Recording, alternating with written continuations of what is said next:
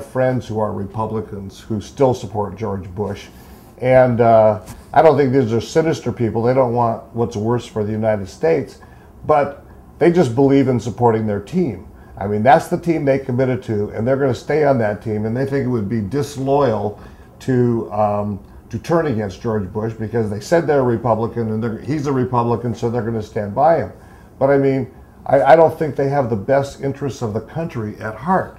You know, if you have the best interests of the country, you have to look at the merits of these things. You know, and if it's the wrong team, you got to have the courage to get off that team.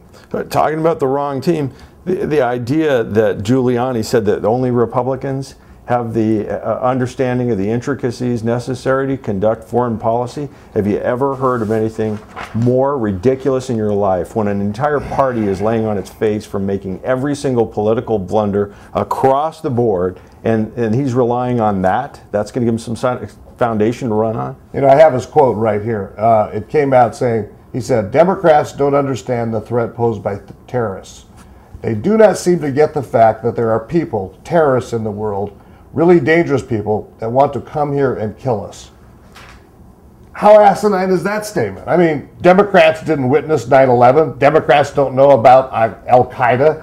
Democrats don't know that they pose a threat to the United States. If a Democrat became a Republican, would you suddenly understand all those things? I mean, it is so ridiculous and so insulting to the Democratic presidential candidates, to the American people altogether. I thought Giuliani was okay until he made that statement. As far as I'm concerned, that just does it for him. I mean, he should be disregarded totally. Let's out this dummy. Let's out this dummy precisely, and it's this.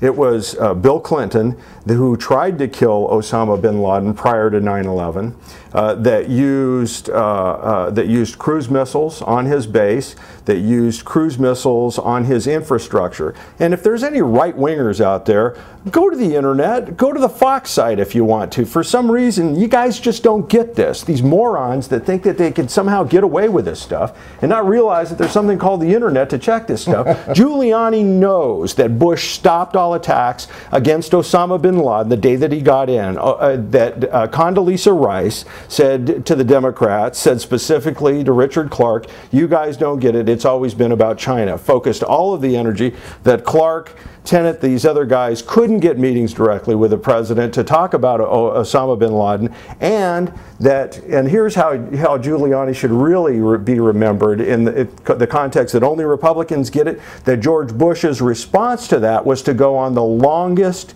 vacation in the history of the White House for 1 month prior to 9/11. So only Republicans get it. You know what? You're a dummy. Yeah, well, you know, it's true. George Bush, a Republican, was president at the time of 9/11, and all the events leading up to 9/11 where we should have connected the dots. And Giuliani was the mayor of New York City prior to 9/11, and experts recommended to him to take all kinds of steps to protect New York. And what does he do?